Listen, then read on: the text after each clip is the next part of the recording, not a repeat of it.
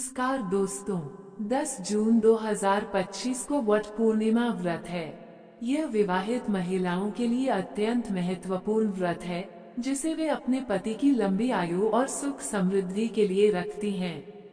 इस व्रत का मुख्य आधार सावित्री और सत्यवान की पौराणिक कथा है। दोस्तों, वट पूर्णिमा व्रत कथा सावित्री सत्यवान की कथा इस प्रकार है। प्राचीन काल में मध्य देश में अश्वपति नाम के एक धर्मात्मा राजा थे। उनकी कोई संतान नहीं थी। संतान प्राप्ति के लिए उन्होंने कई वर्षों तक कठोर तपस्या की और देवी सावित्री की घोर आराधना की। उनकी तपस्या से प्रसन्न होकर देवी सावित्री ने उन्हें एक तेजस्वी कन्या का वरदान दिया, जिसका नाम सावित्री रखा गया। सावित्री बचपन से ही बहुत बुद्धिमान, रूपवान और धर्मपरायण थी। जब वह विवाह योग्य हुई, तो राजा अश्वपति ने उसे स्वयं अपना वर चुनने की अनुमति दी।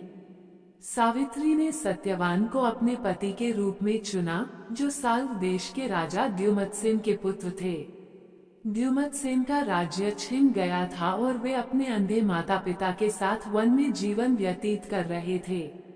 जब सावित्री ने सत्यवान को चुना, तो देवर्षि नारद ने राजा अश्वपति को बताया कि सत्यवान अल्पायु हैं और उनकी मृत्यु ठीक 1 वर्ष बाद हो जाएगी।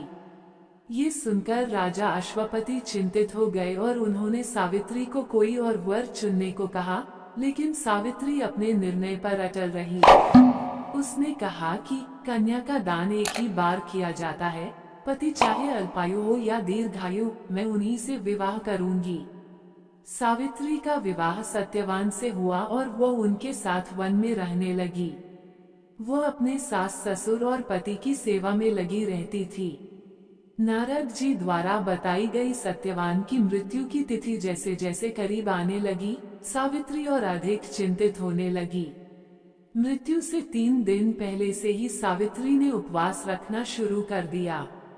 नारद जी द्वारा बताए गए दिन, जब सत्यवान लकड़ी काटने जंगल में गए, तो सावित्री भी उनके साथ गई।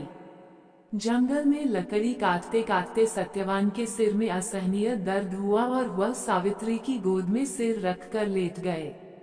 कुछ ही देर में यमराज स्वयं सत्यवान के प्राण लेने आ गए। सावित्री ने यमराज से अपने पति के प्राण न लेने की विनती की, लेकिन यमराज ने उनकी बात नहीं मानी और सत्यवान के सूक्ष्म शरीर को लेकर चलने लगे। सावित्री भी यमराज के पीछे पीछे चलने लगी। यमराज ने उसे बहुत समझाया और वापस लौटने को कहा, लेकिन सावित्री ने हार नहीं मानी। उसने धर्म और पतिव्रता धर्म पर यमराज से तर्क किया।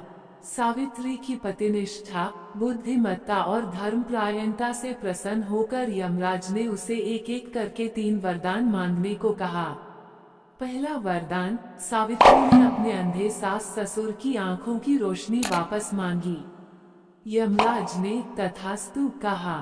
दूसरा वरदान, सावित्री ने अपने ससुर का खोया हुआ राज्य वापस मांगा। यमराज ने तथास्तु कहा। तीसरा वरदान, अंत में सावित्री ने कहा, हे धर्मराज, मैं सत्यवान के पुत्रों की माता बनना चाहती हूँ। कृपया आप मुझे यह वरदान दें। यमराज, जो अपने वचन से बंधे थे, इस वरदान को सुनकर धर्म संकट में पड़ गए।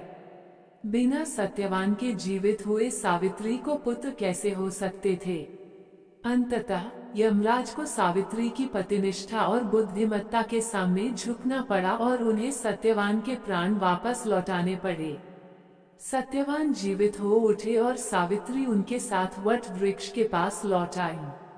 उन्होंने देखा कि उनके सास ससुर को अपनी आंखें वापस मिल गई हैं और उनका राज्य भी उन्हें वापस मिल गया है। इस प्रकार सावित्री ने अपनी निष्ठा और तपस्या से अपने पति के प्राणों को यमराज से वापस ले लिया।